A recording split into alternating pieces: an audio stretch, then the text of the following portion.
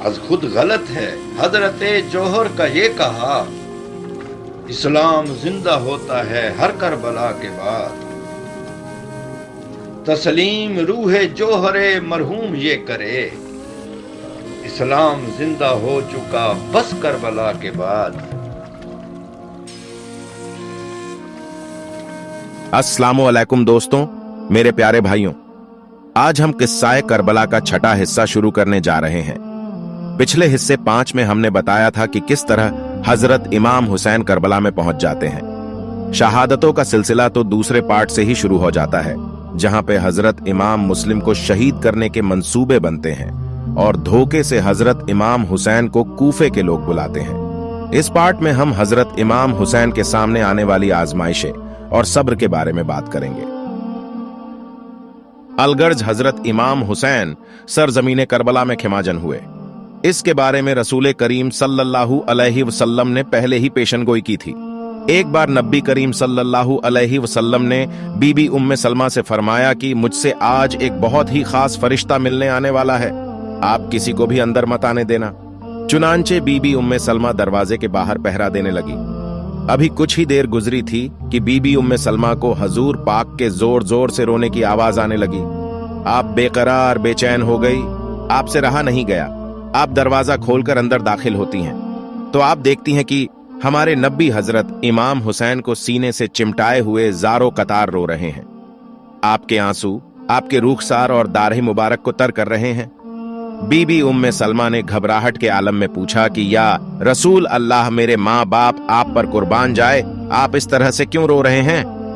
تو رسول صلی اللہ علیہ وسلم نے فرمایا کہ ام سلمہ جو فرشتہ مجھ سے ملنے آیا تھا، اس نے مجھے بتایا ہے کہ میری ہی امت میرے اس نواسے کو شہید کر دے گی، اور اس فرشتے نے مجھے وہ جگہ بھی دکھائی ہے اور اس نے مجھے وہاں کی مٹی بھی پیش کی ہے جہاں اسے شہید کیا جائے گا۔ میں اس لیے زاروں قطار رو رہا ہوں۔ ابھی تو امام حسین شہید بھی نہیں ہوئے اور رسول صلی اللہ علیہ وسلم ان کے غم میں آنسو بہا رہے ہیں۔ اس لیے دوستوں، غم حسین میں رونا بدعت نہیں ہے، سنت ہے۔ پھر وہ مٹھی اپنے اہلیہ سیدہ ام سلمہ کو یہ فرماتے ہوئے دے دیا، اے امی سلمہ، جب یہ مٹی سرخ ہو جائے یعنی خون میں بدل جائے تو سمجھ لینا کہ میرا بیٹا حسین شہید کر دیا گیا ہے۔ شہادت کے دن ہی سیدہ ام سلمہ مدینہ شریف میں سو رہے تھے، تبھی خواب دیکھا کہ نبی کریم تشریف فرما تھے۔ آپ کے سر انور اور داڑھی مبارک پر گرد تھی۔ میں نے پوچھا، آقا یہ گرد کیسی؟ فرمانے لگے، امی سلمہ، ابھی اپنے حسین کے قتل کا منظر دیکھ کر آ رہا ہوں، میں میدان کربلا سے آیا ہوں۔ حضرت امی سلام نے بیدار ہوتے ہی اس شیشی کو اٹھایا جس میں مٹی بھری تھی، دیکھا تو وہ خون آلود ہو چکی تھی۔ فرمانے لگی، اب حسین ابن علی رضی اللہ تعالی عنہما شہید کر دیے گئے ہیں۔ دوستوں، اب ٹاپک پہ واپس آتے ہیں۔ عمر بن سعد حضور اکرم صلی اللہ علیہ وسلم کے جلیل القدر صحابی حضرت سعد بن ابی وقاص رضی اللہ عنہ، جو عشرہ مبشرہ میں سے ہیں اور فاتح ایران کا بیٹا ہے، لیکن مال دنیا کی حرص اور اقتدار کی ہوس نے اس بد نصیب کو تباہ کیا، جس کا سبب یہ ہوا کہ انہی ایام میں دیلمیوں کردوں نے بغاوت کر کے دستپتا پر حملہ کر دیا تھا۔ ابن زیاد نے عمر بن سعد کو رے تہران کا گورنر بنا کر 4000 سپاہیوں کے ساتھ دیلمیوں کی سرکوبی کے لیے مامور کیا تھا۔ ابن سعد 4000 فوج کے ساتھ نکلا۔ ابھی وہ حمام آئین تک پہنچا تھا کہ ابن زیاد کو بسلسلہ امام پاک کسی ایسے شخص کی ضرورت پیش آئی جو ان کا مقابلہ کر سکے۔ چنانچہ اس نے ابن سعد کو واپس بلا بھیجا۔ جب وہ آیا تو ابن زیاد نے کہا، پہلے حسین کا مقابلہ کرو، بعد میں اپنے عہدے حکومت پر فائز ہو کر دوسری مہم سر کرنا۔ ابن سعد نے کہا، اللہ آپ پر رحم کرے، مجھے اس کام سے معاف رکھیں۔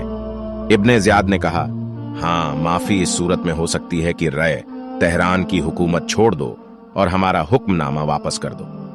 ابن سعد نے ان دونوں صورتوں میں سے ایک کو اختیار کرنے کے لیے 1 دن کی مہلت مانگی۔ ابن زیاد نے مہلت دے دی۔ ابن سعد نے اس بارے میں اپنے دوستوں سے مشورہ طلب کیا۔ سب نے امام پاک کا مقابلہ کرنے سے منع کیا۔ جب حمزہ بن مغیرہ بن شعبہ ابن سعد کے بھانجے کو معلوم ہوا تو انہوں نے آ کر کہا، اے ماموں، میں تجھے اللہ کا واسطہ دیتا ہوں کہ حسین کے مقابلہ کے لیے جا کر اپنے رب کی معصیت اور قطع و رحم کا مرتکب نہ ہونا۔ खुदा की कसम, अगर तुम अपनी दुनिया, अपने मालो मता और रूए जमीन की हुकूमत से खारिज कर दिए जाओ तो यह उससे कहीं बेहतर है कि तुम अल्लाह ताला से इस हाल में मिलो कि तुम्हारे हाथ खून हुसैन से आलूदा हों। इब्ने सद ने कहा, इंशाअल्लाह मैं मशवरा के मुताबिक ही करूंगा। इब्ने सद रात भर इस मामले पर गौर करता रहा। ये रात भर सोचता रहा। अगले दिन अब्दुल्ला बिन यासर ने भी इसको समझाया कि इमाम हुसैन से मुकाबला न करें।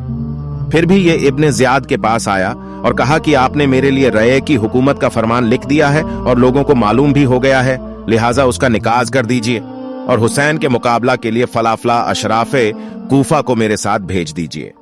इब्ने ज़ियाद ने कहा, अपने इरादा में तुम्हारे किसी हुक्म का हरगिज पाबंद नहीं हूं कि जिनको तुम कहो उन्हीं को भेजूं। अगर तुम हमारे लश्कर के साथ जाने के लिए तैयार हो तो बताओ, वरना हमारा फरमान बमुताल्लिक हुकूमते रहे वापस कर दो। इब्ने साद ने कहा, अच्छा मैं जाता हूं।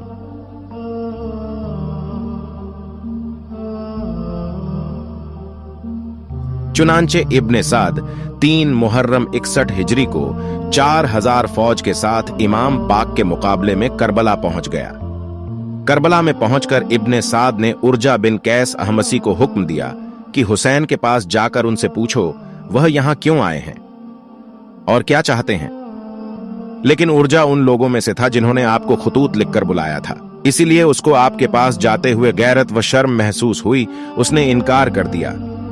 इब्ने सद लश्कर के दूसरे रईस लोगों में से जिस को उस काम के लिए कहता, वह यह कहकर इनकार कर देता कि मैं भी बुलाने वालों में से हूं, किस मुंह से उनके सामने जाऊं। चुनांचे कोई जाने के लिए तैयार न होता था। यह देखकर कसीर बिन अब्दुल्लाह शबी, जो बड़ा दिलेर और बेबाक आदमी था, कहने लगा, मैं हुसैन के पास जाता हूं और आप कहें तो खुदा की कसम एक बार में उनका काम भी तमाम कर सकता हूं। इब्ने साद ने कहा, मैं यह नहीं कहता कि तुम अचानक उन पर हमला करके उनको कत्ल कर दो। मैं यह कहता हूं कि उनके पास जाकर उनसे पूछो कि वह क्यों आए हैं और क्या चाहते हैं। कसीर चला। अब्बू समामा साइदी ने उसे आते देखकर इमाम पाक से कहा, ए अबू अब्दुल्लाह हुसैन, अल्लाह आपका भला करें, आपके पास दुनिया भर का शरीर तरीन और खूंरेज शख्स आ रहा है। यह कहकर अबू समामा खड़े हो गए और आगे बढ़कर कसीर से कहा, तलवार एक तरफ रखकर इमाम से मुलाकात कर सकते हो। उसने कहा, खुदा की कसम यह हरगिज नहीं हो सकता। मैं बहैसियत कासिद एक पैगाम लाया हूं, अगर सुन लोगे तो ठीक, वरना वापस चला जाऊंगा।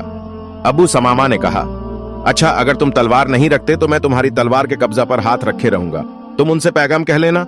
उसने कहा, वल्लाह यह भी नहीं होगा, तुम मेरी तलवार के कब्जा को हाथ भी नहीं लगा सकते।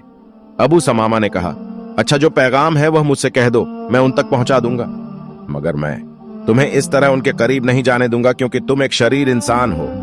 दोनों के दरमियान बदकलामी हुई और वह पैगाम पहुंचाए बगैर वापस चला गया और इब्ने साद से हाल बयान कर दिया। उसके बाद इब्ने साद ने कुर्रा बिन कैस हंजली को बुलाकर कहा कि तुम यह काम करो। वह चला। उसको आते देखकर इमाम पाक ने अपने अंसार से पूछा, उस शख्स को पहचानते हो? हबीब बिन मजाहिर ने कहा, हां मैं उसे जानता हूं, यह बनी हंजला से है और तमीमी है और हमारी बहन का बेटा है।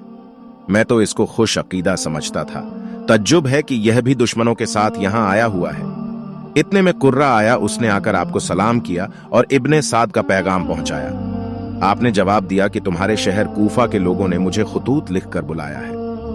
अब अगर मेरा आना उन्हें नापसंद है तो मैं वापस चला जाता हूं। हबीब बिन मजाहिर ने कुर्रा से कहा, क्या तू वापस जाकर उन जालिमों का साथ देगा? उनकी मदद कर जिनके बुजुर्गों की बदौलत अल्लाह ने हमें और तुझे इज्जत ईमान अता फरमाई है। कुर्रा ने कहा, मैं जिसके साथ हूं उसे उसके पैगाम का जवाब जरूर पहुंचाऊंगा, उसके बाद देखूंगा कि मुझे क्या करना है। कुर्रा ने इब्ने साद को इमाम पाक का जवाब सुना दिया।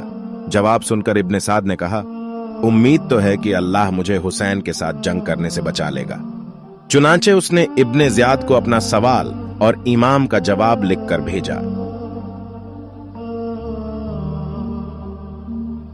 इब्ने साद का ख्याल था कि इस मुसालेहाना तहरीर से शायद कोई सुलह वगैरह की सूरत पैदा हो जाए और मैं इस जुल्म से बच जाऊं, मगर बदनसीबी उसका मुकद्दर बन चुकी थी। चुनांचे इब्ने ज़ियाद ने उस तहरीर को पढ़कर यह कहा, अब जबकि हमारे पंजों ने उसे जकड़ लिया है तो निकलना चाहता है, हालांकि अब कोई जाए फरार नहीं। उसने इब्ने साद को जवाबन लिखा कि तुम्हारा खत मुझे मिला, जो कुछ तुमने लिखा मैंने समझा।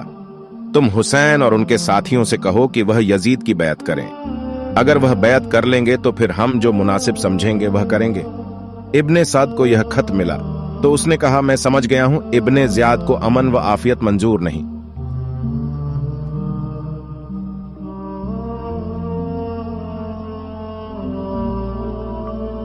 उसके बाद ही इब्ने ज़ियाद का दूसरा खत इब्ने साद को मिला, जिसमें यह हुक्म था कि हुसैन और उनके रुफ़का और नहर फुरात के दरमियान हाइल हो जाओ और उन पर पानी बंद कर दो कि वह एक कतरा तक उससे न पी सकें, जिस तरह तकी जकी और मजलूम अमीरुल मोमिनीन हजरत उस्मान बिन अफ़्फ़ान रजी अल्लाहु अन्हु के साथ किया गया। उस पर इब्ने साद ने अमर बिन हुज्जाज को 500 सवारों के एक लश्कर पर अफसर मुकर्रर करके नहर फुरात पर मुतय्यन कर दिया। यह लोग फुरात और इमाम पाक के दरमियान हाइल हो गए कि वह पानी की एक बूंद न ले सकें। हाकिम का हुक्म यह था कि पानी बशर पिएं, घोड़े पिएं, ऊंट पिएं, अहले हुनर पिएं, सब चरिंद व परिंद पिएं, मना तुम न कीजियो, पर फातिमा के लाल को पानी न दीजियो।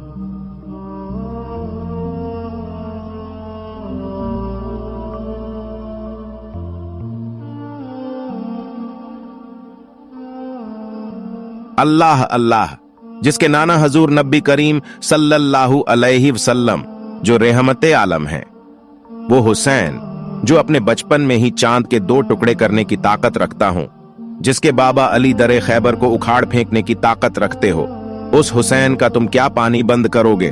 वो चाहे तो सिर्फ एक इशारा उस दरिया को ही कर दे, फिर जानते हो क्या होगा? तुम और तुम्हारी पूरी फौज उसी दरिया में डूब के गर्क हो जाएगी।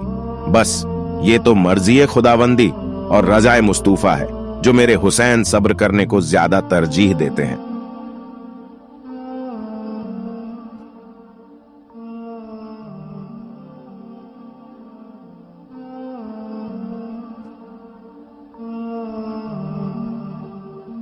दोस्तों, वीडियो में आगे क्या होता है जानने के लिए कमेंट करें। वीडियो का अगला पार्ट जल्द ही आएगा।